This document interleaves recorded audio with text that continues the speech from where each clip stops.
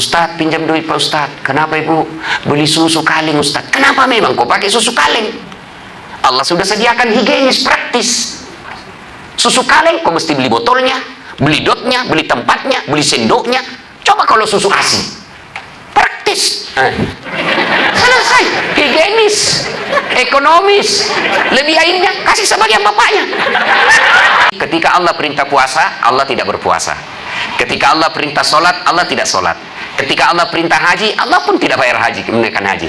Tapi ketika Allah perintahkan kita salawat, dengar firman Allah, innallaha wa malaikatahu yusalluna 'alan nabi ya ayyuhalladzina amanu sallu 'alaihi wa sallimu taslima. Sesungguhnya Allah dan para malaikatnya bersalawat kepada Rasulullah Muhammad sallallahu alaihi wasallam, maka wahai orang-orang yang beriman, bersalawatlah kalian kepada Rasulullah dengan sebaik-baik salawat. Nabi menjelaskan, sepelit-pelit umatku di antara kalian apabila dia dengar namaku disebut dan dia tidak bersalawat kepadaku. Itulah orang pelit. Maka ketika tuan-tuan, ibu bapak mendengar Nabi Muhammad, lanjutkan sallallahu alaihi wasallam. Dan kehebatan salawat itu diantaranya doa cepat makbul. Doa cepat Allah terima. Kenapa? Karena menyebut kekasih Allah itu yang membuat Allah tergugah mengabulkan doamu. Maka adik-adik sekalian yang lagi bingung cari jodoh, silahkan kau bayangkan siapa yang kamu suka sambil kau iringi salawat sebanyak-banyaknya. Tapi jangan suaminya orang kau salawat.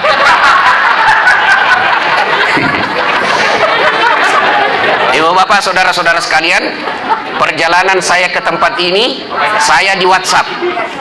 Anggota saya di WhatsApp, Ustadz, ini halal bihalal, tapi tolong bahas 1, syukur, 2, sabar, 3, halal bihalal, 3 in 1, efisiensi. Dengan 3 tema ini mesti banyak waktu, tapi saya coba rangkum. Ini komunikasi digital. Ada 2 yang berat dalam ilmu ini, komunikasi dan digital.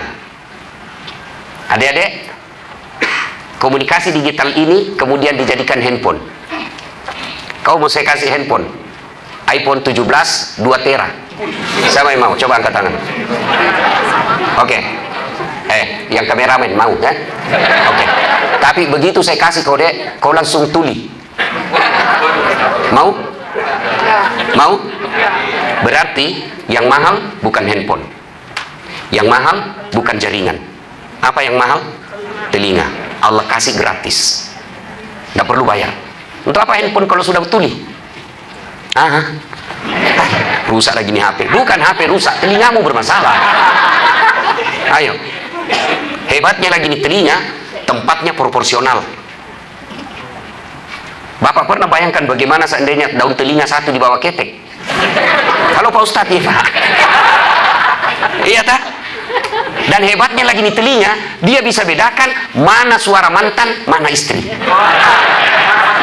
Dan itu tidak perlu Bapak kursus. Bayangkan kalau suara istri dengan mantan sama. Yang telepon kita mantan, atau yang telepon kita istri, kita cerita soal mantan. Kacau kan? Dan itu kursus membedakan tidak perlu. Bisa dibedakan mana suara kentut, mana suara pecah beling. Hebatnya Allah kasih, maka kita ucapkan alhamdulillah. Itu ada kamera saya juga itu Pak, mahal itu Pak, lebih mahal daripada yang punya Komdigi. Iya Pak, mau saya kasih kamera itu gratis. Kau sudah mulai berpikir kan? Mau? Oke, saya kasih kau, tapi langsung buta. Berarti secanggih apapun kameramu bukan itu yang mahal, tapi apa? Mata. Adik-adik perlu tahu, saya mengajar mata kuliah fotografi dan sinematografi di Unhas. Itu kamera, biar kau punya, kau harus punya ilmunya. Ketika ngambil gambar dalam ruangan, beda dengan di luar ruangan. Mesti dihitung cahaya, jarak antara objek, di zoom out, zoom in, dikasih fokus dan lain sebagainya, baru bisa ambil gambar. Mesti kau punya uang beli alat, mesti kau punya ilmu, baru bisa ambil gambar. Tapi Allah kasih kau mata, lensanya namanya retina, pupil zoom out, zoom in, tidak perlu kau fokus, dia fokus otomatis. Begitu kau buka, audu indah. Ya Pak, hebatnya lagi nih mata, dia bisa bedakan mana istri, mana sekretaris. Iya toh? Bayangkan dia bisa bedakan mana istri, mana tetangga. Coba kalau di komplek perumahan tidak bisa dibedakan istri dengan tetangga, tak tukar-tukar istri, Pak. Kenapa ini malam lain-lain rasanya? Ternyata Satpol PP. Iya toh? Ayo. Maka kita ucapkan Alhamdulillah. Adik-adik, banyak lagi nikmat Allah. Maka Allah katakan dalam surah Ar-Rahman yang selalu kita baca, "Fabi ayyi ala'i rabbikuma tukadziban." Nikmat mana lagi yang kau kufuri wahai hambaku? Sudah, belum saya kaji semua ini, Pak, tapi waktu terbatas karena 3 in 1. Sehat, mata bagus, cukup? Tidak. Maka kita berdoa sehat wal afiat. Apa bedanya, Ustaz? Beda. Sehat, mata bisa melihat, sehat namanya. Telinga bisa mendengar, sehat namanya. Tapi afiat, mata bisa melihat, tapi dia tidak pernah melihat film-film porno. Mata melihat, tapi matanya dipakai baca buku-buku agama, buku-buku berfaedah. Telinganya bisa mendengar, tapi dia juga dengar dakwah. Itu disebut afiat. Kakinya bisa melangkah, sehat, tapi dipakai pergi berjamaah, afiat. Maka disebut sehat wal afiat. Sehat wal afiat, Ustaz, cukup? Belum. Harus lagi ada pekerjaan. Bapak sehat tapi pengangguran, depresi, Pak. Makanya saya lihat itu anak-anak kalau pacaran di jalan peluk-pelukan dengan di motornya, saya bilang, kau romantis memang kau sekarang. Kau nanti ada anakmu, tidak ada kerjamu, baru kau rasakan pahitnya hidup. Sudah jatuh tempo pula cicilanmu, habis sudah kau. Maka kita bersyukur ada kerja.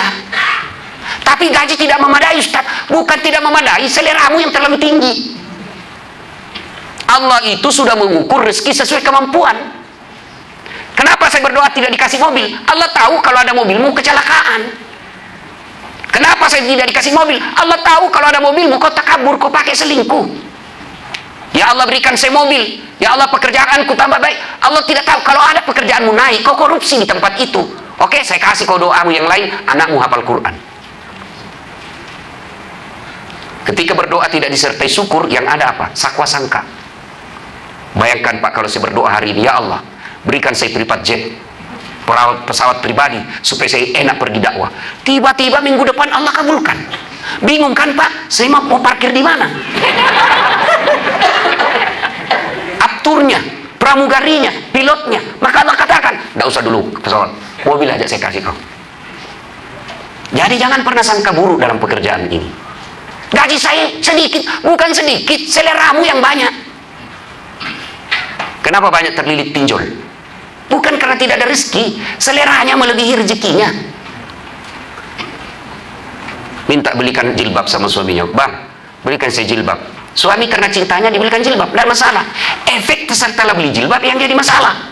Sudah dibelikan jilbab, bang, masa tas saya tidak serasi dengan jilbab saya? Muncul tas. Sudah dibelikan tas, masa tidak serasi dengan roknya, bang? Itu yang jadi masalah. Berarti bukan jilbab, selera. Ustaz, pinjam duit Pak Ustaz. Kenapa Ibu? Beli susu kaleng, Ustaz. Kenapa memang kau pakai susu kaleng? Allah sudah sediakan higienis praktis. Susu kaleng kau mesti beli botolnya, beli dotnya, beli tempatnya, beli sendoknya. Coba kalau susu ASI, praktis. Selesai, higienis, ekonomis. Lebih airnya kasih sebagian bapaknya.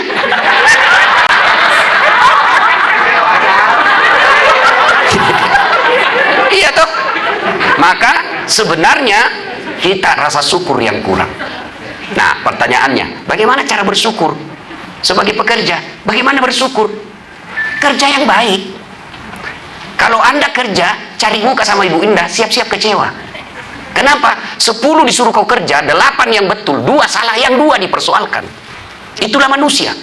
Maka Allah mengajarkan bagi orang Islam, kamu bekerja, camkan itu doa kita. Inna salati wa nusuki wa mahyaya wa mamati lillahi rabbil alamin. Saya bekerja lillahi ta'ala. Apa hubungannya kerja? Ayo adik-adik, kerja itu jihad. Nggak usah kau jihad ke Palestina, bahasamu aja nggak cocok. Kau jihad aja di rumah tanggamu. Apa jihad rumah tangga? Cari nafkah itu jihad. Adik-adik, kerjamu apalagi yang masih honor kontrak, kau menderita bekerjamu, rasanya pekerjaanmu tidak diapresiasi negara selayaknya. Jangan putus asa, sangka baik saja, kalian lebih mulia daripada anggota DPR yang maling uang MBG. Sudah 10.000 dimalingi lagi. Ya, jihad fisabilillah. Nah, kalau kau bekerja lillahi ta'ala, capekmu pahala, laparmu pahala, kepanasanmu pahala, dimarah-marahin pahala. Kok itu semua pahala? Iya. Adik-adik tahu nggak itu senyum? Tahu nggak senyum? Paling gampang dilakukan itu senyum. Kau lihat saya kasih kau definisi senyum. Selesai. Itu aja disanggap sedekah, Pak. Goyang aja ini sedikit, sudah sedekah. Apalagi kalau Bapak ngurus komdigi. Orang di Papua bisa komunikasi dengan anaknya, jasa-jasa Bapak, amal, Pak. Tapi kalau Bapak bekerja karena SPJ, apalagi SPJ palsu, ada SPJ yang tanda tangan ada perjalanannya, siap-siap kau diperjalankan nanti di neraka. Kau senang perjalanan, hai sekarang kau jalan. Maka bersyukur. Sudah itu bersyukur, sertakan sabar. Tidak ada sudah kali ini ilmu sabar. Tahu pahalanya sabar? Allah dalam hadits qudsi katakan, saya yang balas pahalanya itu sabar. Seolah Allah katakan, ambil aja deh berapa kamu mau. Makanya berat itu sabar, Pak. Oh, sabar itu berat. Ya memang, karena berat pahalanya surga. Karena berat pahalanya innallaha ma'as-sabirin. Allah bersama orang-orang yang sabar. Kalau tidak berat, hadiahnya cukup kipas angin. Maka untuk bersabar itu bagaimana aplikasinya? Alladzi idza asabatu musibah qalu inna lillahi wa inna ilaihi rajiun. Dimarah-marahi sama ibu pengawas, dimarah-marahi sama ibu komisaris, dimarah-marahi sama direksi. Sabar. Kenapa bisa sabar? Ya masa kamu yang mau marah sama bosmu? Sabar. Bagaimana caranya? Camkan dalam hati saja. Innalillahi. Jangan kau tengok wajahnya Ibu Indah baru kau bilang innalillahi. Masalah besar kau cari. Ya, sabar. Tidak ada sudah kalah ilmu sabar, Pak. Suami istri kalau tidak punya ilmu sabar, biar dia kiai, pasti tidak akan temukan sakinah. Bapak-bapak menghadapi istri, tidak ada sudah kali itu ilmu sabar. Kalau dia ngomel, sabar, Pak. Bagaimana sabar? Ucapkan innalillah. Tapi jangan kau tatap wajahnya. Balik kanan baru dalam hati innalillah. Itu perempuan kalau sudah ngomel, la haula wala quwwata illa billah. Dan parahnya lagi ahli sejarah, Pak. Kejadian kita yang 5 tahun yang lalu itu terus dia ulang-ulang. Dan dia selalu main karambol. Kalau ada salahnya, berusaha bagaimana caranya supaya kembali lagi kesalahan kita yang 5 tahun. Itulah perempuan. Maka ketika dia sudah mulai marah, ilmu paling baik sabar. Sabar saja. Tak ada. Saya kalau istri saya marah, saya peluk-peluk. Bila kamu di sisiku, hati rasa. Mobil juga tuh. Belum juga berhenti, saya menyanyi lagi. Insaplah wahai ratu. Tidak apa berhenti, saya buka baju saya berkucuk. Berhenti, Pak. Sayangkan adik-adik ini, terutama yang baru berumah tangga. Rumahmu sudah ngontrak-ngontrak, gajimu seadanya. Pergi kerja kasihan tengah malam baru sampai rumah. Makan seadanya. Lalu kau bertengkar terus sama suami istri. Kapan kau bahagia? Kalau kita lihat orang kaya bertengkar, paling tidak dia bilang, saya enak makanku, banyak duitku, bisa keliling ke Eropa. Tapi kita yang miskin bertengkar terus, apalah artinya di dunia? Kapan kau bahagia? Yang herannya lagi bertengkar, hamil lagi. Ya, jadi syukur, sabar. Bapak mau ilmu sabar, baca kisah hidupnya Ayub. Baca kisah hidupnya Ayub alaihissalam. Luar biasa itu. Kaya raya, rajin sedekah, bangkrut. Datang setan. Ayub, ngapain kau sebelah Tuhan? Itu dari sudah ambil semua hartamu. Apa kata Ayub? Alhamdulillah saya sempat kaya. Berapa banyak orang dari lahir sampai mati tidak sempat kaya. Ini harta cuma titipan. Maka pakai ilmunya, ilmu tukang parkir. Coba lihat tukang parkir, banyak betul mobilnya kan? Segala macam jenis dan merek. Orang ambil Pak, tidak marah-marah. Iya toh? Kenapa? Dia merasa dititipi. Jabatan tiba-tiba hilang, titipan bos. Tadinya direktur, tiba-tiba staf ahli. Ahli yang tidak ada stafnya. Ya memang ini titipan. Memang kamu mau bawa ini jabatanmu sampai mati. Jabatan paling tinggi Republik Indonesia dalam pemerintahan namanya Presiden. Sehebat apapun Jokowi, 10 tahun aja bos. Kau masih mau pakai lambang Presiden RI 1 lewat di Tamrin, orang bilang, aduh sudah sakit ini bapak ini pak. Iya toh, jabatan titipan. Jadi ketika diambil, sabar. Allah tahu, oh ini tidak cocok buat saya. Sudah itu, Allah berfirman, kau tengok itu Ayub, hartanya sudah habis masih taat beribadah. Kata setan, tidak. Coba kalau dia tidak punya anak, meninggal lagi anaknya. Ayub, ngapain kau sembah Tuhanmu? Tidak punya anak, kau sekarang Tuhanmu diambil anakmu. Apa kata Nabi Ayub? Alhamdulillah, saya sempat punya anak. Berapa banyak orang sejak keluarga sampai meninggal tidak punya anak. Saya alhamdulillah, anak ini titipan, Allah mau ambil, ambil aja. Tiba-tiba mahasiswa saya Pak bilang, Ustaz, saya juga sudah hampir 25 tahun tidak ada anakku. Saya bilang, tidak ada istrimu. Bagaimana mau ada anakmu, tidak ada istrimu? Ya lebih parah lagi Pak, tidak ada suaminya, ada anaknya. Beleng-beleng. Adek-adek, ini mumpung saya ingat, kalau kau suka laki-laki dan dia pacari kamu, pasti itu laki-laki tidak baik akhlaknya. Mau tahu laki-laki yang baik, dia senang kau langsung dilamar, tidak dia pacari kamu. Kalau kau dipacari, jangan percaya. Dia bawakan kau coklat ada maunya, gunung kan ku daki, lautan ku seberangi, jangan aja kau lari. Jangan percaya. Kalau ada yang suka kau laki-laki, tidak usah pacar-pacaran kau dibonceng deh, tidak usah. Makin pacaran itu potensi merusak rumah tangga dalam kebahagiaan. Kok bisa? Coba lihat orang-orang pacaran Pak, begitu selesai menikah saling memaki tuh. Kenapa?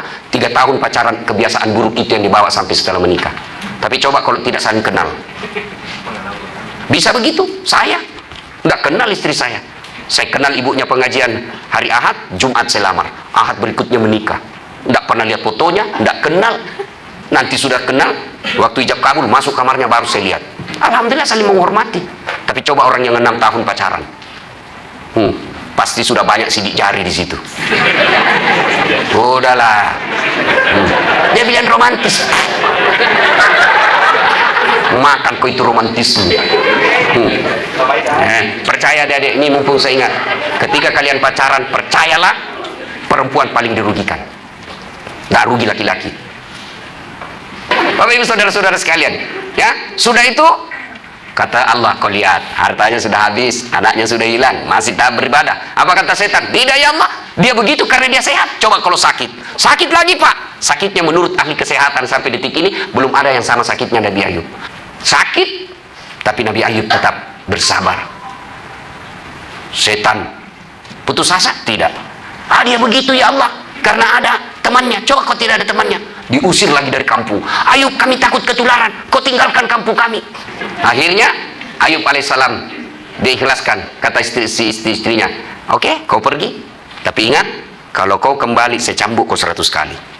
Ringkas kisah, akhirnya Allah sampaikan kepada iblis, kau tengok, mulai dari sehat, meninggal anaknya, bangkrut, sakit, diusir, ditinggal istrinya, dia tetap beribadah. Lalu Allah katakan, Jibril, ujian sudah selesai, turun kau hentakkan kakinya Ayub di pasir, hentak. Lalu Allah perintahkan Ayub, buka bajumu, letakkan bajumu di air itu, lalu usap ke seluruh tubuhmu, dengan izin Allah sembuh. Setelah sembuh, datang lagi istrinya. Bang, maafkan saya bang, saya hilap bang. Bapak-bapak, kalau istrimu gini seperti apa sikapmu? Goodbye my darling. Tapi apa kata Nabi Ayub? Oke, saya maafkan kau, tapi masih ingat waktu kau pergi tinggalkan saya cambuk kau 100 kali. Lalu Nabi Ayub mengambil lidi, dia ikatnya 100 itu, dia pukul. Di mana? Pipinya bukan, perutnya bukan, pantatnya bukan. Apa? Nabi Ayub katakan, sayang, angkat telapak kakimu. Diangkat, lalu dicambuknya satu kali, terhitung 100 karena lidinya 100 helai. Itu maknanya perempuan kalau salah boleh dihukum, bukan menyakiti dan mempermalukan, tetapi memberikan ingatan bahwa kalau kau salah ada hukuman. Jangan istrimu salah kau tampeleng, bukan laki-laki itu beleng-beleng. Bapak saudara-saudara sekalian, nah ilmu sabar ini Allah kasih hadiah. Kalau orang hebat dalam bersabar, Allah hadiahkan. Innallaha ma'as sabirin. Allah bersama orang-orang yang sabar. Allah yang bersama Bapak. Bersama Prabowo aja kita sudah selfie.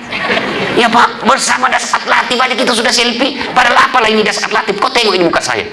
Hitam, pesek, pendek. Apa kelebihannya? Memang saya tidak gagah, tapi saya penuh pesona. Oke ya. Nah, sudah selesai. Sabar. Syukur, sabar. 3. Halal bihalal. Itulah makna halal bihalal. Menghalalkan yang tadinya tidak halal. Dan lawan halal bihalal, dendam. Adik-adik, Bapak Ibu, kalau saya minum racun, kira-kira siapa yang mati? Contoh, saya mau racun Bapak. Saya mau Bapak mati deh, karena saya dendam. Lalu saya yang minum racun. Lalu saya berharap Bapak yang mati. Masuk akal enggak? Saya yang minum racun, tapi saya berharap Bapak yang mati. Itulah orang dendam. Dia pikir merugikan orang yang didendami, padahal sesungguhnya kamu yang rugi. Maka maafkan. Berhalal bihalal. Apa sebabnya orang biasa putus silaturahmi di kantor? 1, dengki. Ada pegawai baru 2 tahun kok dipromosi. Ya rezekinya orang. Jangan kamu dengki. Kalau dia naik jabatan tiba-tiba dapat mobil dinas, padahal tadi kamu satu meja, tiba-tiba dia dapat mobil dinas, jangan kamu dengki. Lebih kau berdoa, mudah-mudahan saya bisa pakai juga mobilnya. Kalau kau dengki, gak bisa kau tenang. Dengar ini Dedek, perbedaan antara orang sukses dengan pendengki. Orang pendengki fokus pada orang sukses, sementara orang sukses fokus pada kesuksesan. Dengki yang menyebabkan iblis keluar dari sorga. Dengki sama Nabi Adam. Dengki yang membuat saudaranya Nabi Yusuf mendorong Nabi Yusuf masuk ke sumur. Dengki yang membuat Abu Jahal, Abu Lahab abadi dalam neraka, haram masuk surga karena dia dengki kepada Muhammad SAW. Maka tidak mungkin ada silaturahmi kalau kalian ada pendengki di hati. Yang kedua, sangka buruk. Sangka buruk.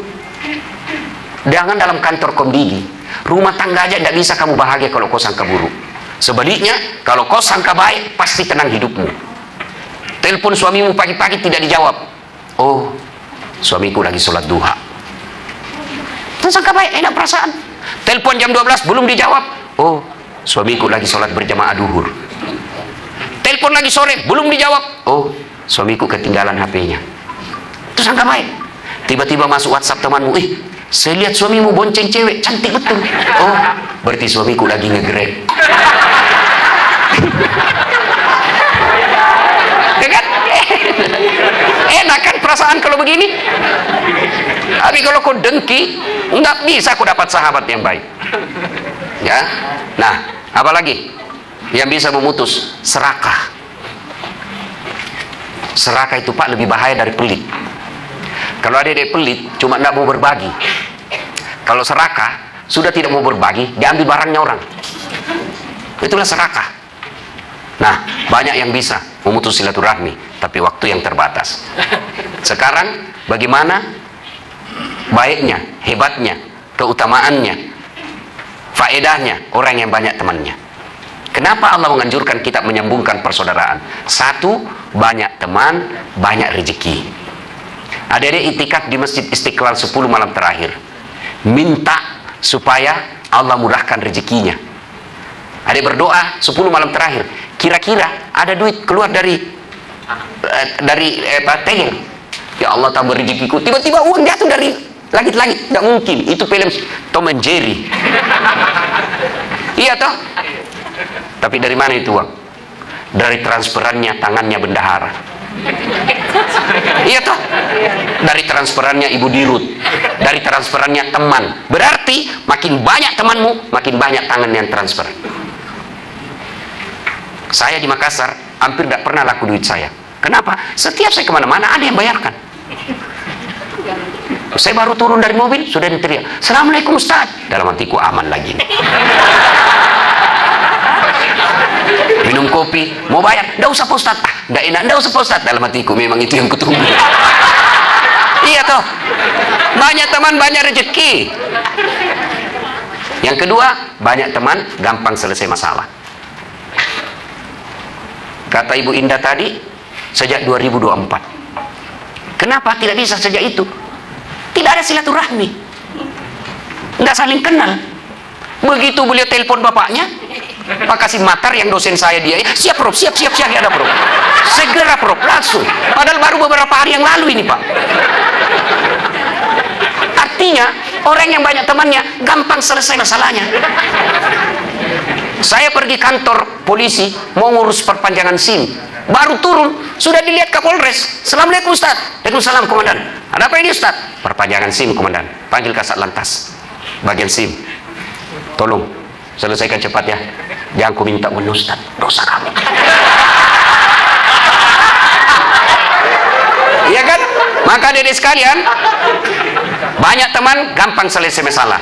Itulah yang disebut sistem. Kalau Anda belajar dulu, ada yang disebut mata kuliah komunikasi organisasi. Saya mengajar mata kuliah itu. Organisasi Komdigi ini sebuah sistem. Anda tahu prinsip dasar sistem? Keterkaitan antara bagian yang satu dengan bagian yang lain. Apabila bagian satu rusak, mempengaruhi semua sistem yang ada di situ. Sebuah sistem. Saya kasih contoh, kendaraan. Mobil itu sistem. Tidak boleh ada yang rusak dan yang bisa merusak kesombongan misalnya. Tidak boleh ada sombong berkata, "Ban, saya paling penting di sini. Kalau tidak ada ban, tidak jalan ini mobil." Tersinggung rem. "Oke lah, kau jalan, saya tidak mau berfungsi. Mau kau pakai mobil tidak ada remnya." Tidak mungkin Pak. Itulah sistem. Baik rem, baik ban, tersinggung bensin. "Oke lah, saya tidak ada, tidak jalan tapi dorong." Itulah sistem Komdigi. Tidak boleh ada satu merasa lebih hebat dari yang lain. Adik-adikku, jangan kau remehkan itu cleaning service. Kalian bisa bekerja dengan tenang karena rapi, bersih, harum. Siapa punya jasa? Cleaning service. Tidak mungkin Ibu Indah pergi. Tidak mungkin. Maka jangan kau remehkan. Jangan kau remehkan security. Kalian bisa bekerja dengan tenang karena aman. Siapa yang jamin amannya motormu dibawa? Security. Maka jangan sombong. Dengan jabatan ini merusak itu sistem. Adik-adik, saya mau tanya. Ada dua dirut. Satu rendah hati, sopan ngomong. Satu sombong, kasar ngomong. Mana kau pilih? Mana kau pilih? Coba lihat. Orang tidak ada sekolah pun pasti bilang, "Yang rendah hati Pak Ustaz." Nah, rendah hati itu menyambungkan persaudaraan. Sombong, kasar ngomong merusak persaudaraan. Kenapa? Tidak ada orang mau dikasari. Begitu dikasari anak buah, dia tidak lawan, tapi lambat laun dia menjauh. Menjauh itulah putus silaturahmi. Nah sekarang, poin ketiga. Bagaimana cara menyambungkan silaturahmi? Yunfikuna fisarra'i wad-dharra. Quran mengajarkan sedekah. Ibu dirut marah-marah, "Kamu tidak beres kerjanya." Sudah marah, dia bilang, "Jangan kau marah, dia jangan tersinggung. Ini supaya perusahaan kita maju." "Sudahlah, ini ada uang, kau ambil 500.000 ya." Dia bilang, "Bu, marah lagi besok Bu." Itulah hebatnya itu sedekah Pak. Itulah hebatnya sedekah. Yang kedua, menurut Quran, tahan amarah. Bagaimana tahan amarah? Kalau mau marah, marah, tapi jangan berubah wajahmu. Itu nahan amarah namanya. Terpaksa harus berubah wajah, jangan keluar lisanmu. Terpaksa keluar lisan, tahan lagi, jangan memaki. Terpaksa memaki, tahan lagi, yang lebih tinggi, jangan bergerak anggota tubuhmu. Terpaksa bergerak anggota tubuh, jangan menyakiti. Oh, boleh, silakan. Nah, Bapak Ibu saudara-saudara sekalian, yang berikutnya untuk menyambungkan silaturahmi, memaafkan. Tadi sedekah, tahan amarah, memaafkan. Dan memaafkan memang berat, maka jaminan Allah balasannya, innallaha yuhibbul muhsinin. Allah bersama orang-orang yang bukan cuma memaafkan, tapi juga berbuat baik kepada orang yang menyakitinya. Nah, berhalal bihalal ini bahasa Arab yang hanya ada di Indonesia. Tradisinya hanya ada di Indonesia. Adik-adik, besok-besok kamu ke Arab cari bahasa Arab halal bihalal, tidak ada itu. Kenapa? Ini halal bihalal bahasa Arab versi Indonesia. Untuk apa? Intinya silaturahmi, menjarapatkan persaudaraan. Nah, bagaimana biasanya kita tradisi di kantor? Selesai berhalal bihalal, nah, bos-bos berdiri, jabat tangan. Itu tradisi, ya. Tapi kalau menurut tuntunan agama, satu, jabat tangannya. Kalau dia bukan mahram, tidak usah jabat tangan, cukup begini, ya. Nah, yang kedua, bersalawat jabat tangan, pandang matanya, maka tidaklah sesuai adab Islam bapak jabat tangan sambil terima telepon. Ada begitu, Pak, ya. Tiga, berikutnya senyum, pandang matanya, bersalawat kepada Nabi, Allahumma shalli ala sayyidina Muhammad wa ala ali sayyidina Muhammad. Kalau dia berkaitan dengan barang, minta maaf, sebut judulnya. Bu, maafkan saya. Kenapa, Dek? Ada dulu printer hilang. Iya, saya yang ngambil, Bu. Hilap saya, Bu. Nah, ya, sudah cukup? Tidak. Syaratnya kembalikan barang. Maka bapak-bapak, ibu-ibu yang pernah ngambil uang caleg, kalau mau bertobat, kembalikan uang itu. Apalagi yang tidak menang, kasihan. Kembalikan. Termasuk bapak ibu yang ngambil barang-barang kantor Komdigi, sudah ada ditulis inventaris Komdigi, ada di rumahmu, kasih kembali besok. Kalau kau tidak kasih kembali, bermasalah nanti di akhirat. Lebih baik malu di dunia daripada disuruh pikul dan bermasalah di akhirat kelak. Bapak ibu saudara-saudara sekalian, inilah saja tausiah kita. Makna dan inti dari halal bihalal adalah wa'tasimu bihablillahi jami'an wa la tafarraqu. Berpegang teguhlah engkau kepada tali persaudaraan agama Allah dan janganlah engkau bercerai.